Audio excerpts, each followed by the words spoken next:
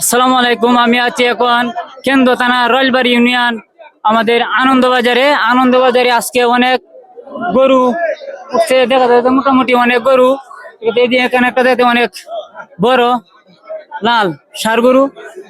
তথা গরু কার আপনার?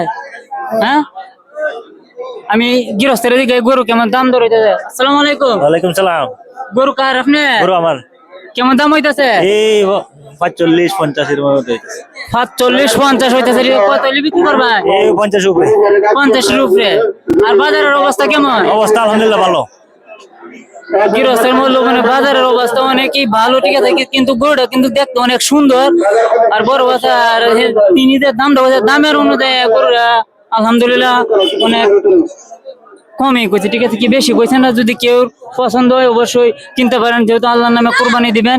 অনেক সুন্দর গরু, ঠিক আছে, কি আসলে আমরা গ্রামের মানুষ, গ্রামের যে ছোট ছোট গরু, ঠিক আছে, কি আবার বড় গরু পাঁচ মিশালি। এদিক দিয়ে আর একটা গরু আছে, ঠিক আছে, কি এটা খালা আবার খালার সাথে কালার কি কালার এটা কাজলি কাজলি খালা আর কাজলি গরু, আরো বিভিন্ন রঙের গরু আছে। আমরা